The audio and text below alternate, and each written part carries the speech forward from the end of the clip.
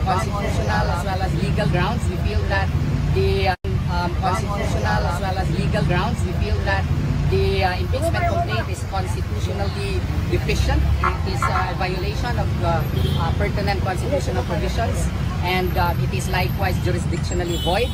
And the same should be dismissed and not entertained by the Senate of the Republic of the Philippines. That, in essence, is the foundation of our complaint. Why defective? It is very defective because first, it did not consider the 3 priorly filed impeachment complaints. It did not likewise consider due process to the Vice President, and it did not also follow the constitutionally prescribed verification process. And because of these 3 and other grounds, the impeachment complaint should be dismissed and not entertained, rather. A few moments later.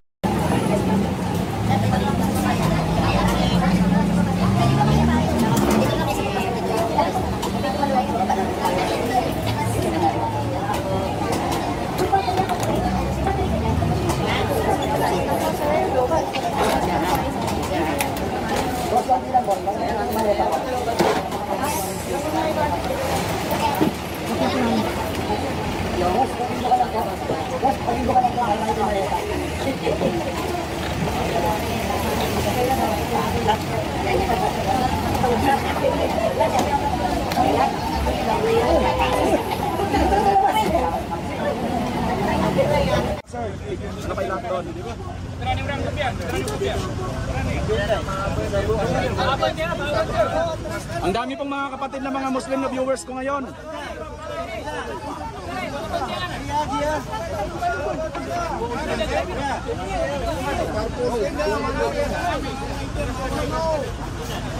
Sige. Ayan guys, ayan. Yan, isang sigaw na sigaw kayo ng ano, yung sabay-sabay ng Allahu Akbar. Allahu Akbar! Allahu Akbar! Kuya, video. Ayan, video. Ayan mga kababayan. Takbir! Allahu Akbar! Takbir! Allahu Akbar! Takbir! Allahu Akbar! Picture lang, picture. Teka. Thank you, Mario. May nagpipicture.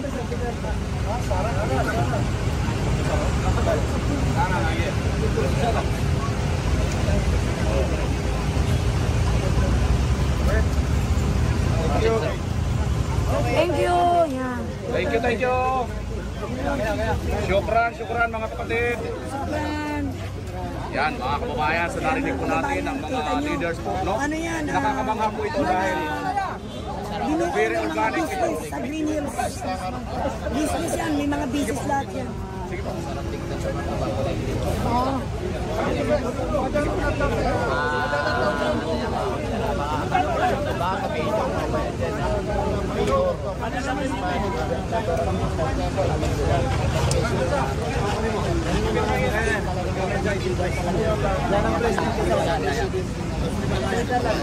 Ayan. Yeah, sige. Mensahe lang ng ating presidente ng Muslim Alliance. At ako sir, bago kayo magmensahe, no? Namanga ako dahil yung kanina kay engineer, ngayon lang pala ito nabuo yung alliance ninyo, no? So parang namanga ako dahil ito first time pala pero ganito na kayo karami. Take note, hindi po pala kayo magkakaiba po palang tribu ito. Magkaibang grupo. Sige sir, mensahe nyo na lang po sir.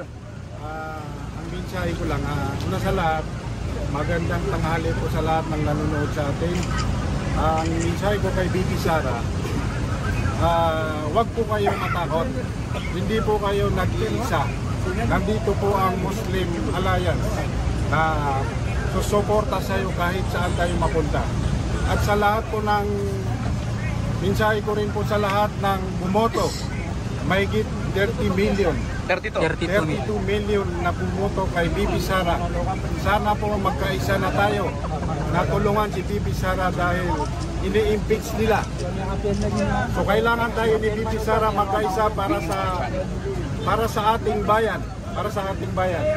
Mga kapatid, mga kababayan, yung 32 1,000 votes na bumoto kay Bibi Sara. Kailangan po tayo ni Bibi Sara. Sana po marinig nyo itong panawagan namin na sumuporta at sumali sa aming pagkakaisa. Yun lang po, magandang tanghali po sa inyong lahat. Maraming salamat, sir. Personal na lang po, sir, sa mga susunod ng impeachment kay Bibi. Nagsusulong ng impeachment kay Bibi Sara. Sana po magpakatotoo na kayo. Dahil alam niyo po sa inyong mga sarili na hindi po impeachable ang ating Vice President. Bakit hindi nila lang atupagin ang problema ng bansa? Marami nang nakawan ngayon, kaliwat kanan ng nakawan. Bilyon-bilyon na ang ninanakaw ng ating mga magnanakaw sa gobyerno. Yung na lang ang i-impeach ninyo, wag lang si Bibi Sara. Sir, mensahe nyo sa pamunuan ng House of Representatives. Sa lahat ng ating mga kasamaan sa House of Representatives, gawin nyo na lang yung talagang totoong trabaho ninyo. Kalimutan nyo na lang yung impeachment kay Sara. Dahil wala pong hantong ngayon. Dahil hindi namin papabayaan si Bibi Sara hanggang sa huli, nandito pa rin kami kay Bibi Sara. Thank you, sir. Maraming salamat po. Thank you, syukran. Hanggang tayo sa Senate.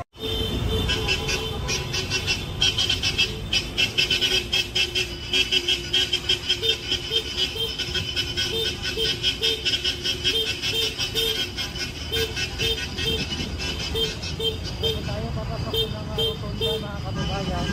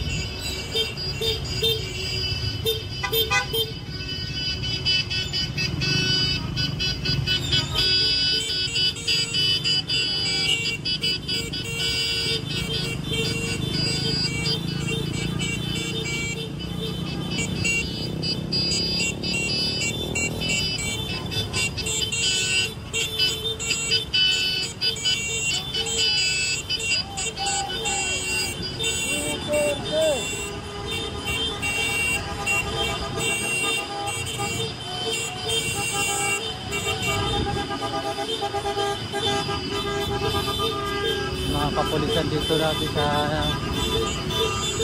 kalsada, sa bantay.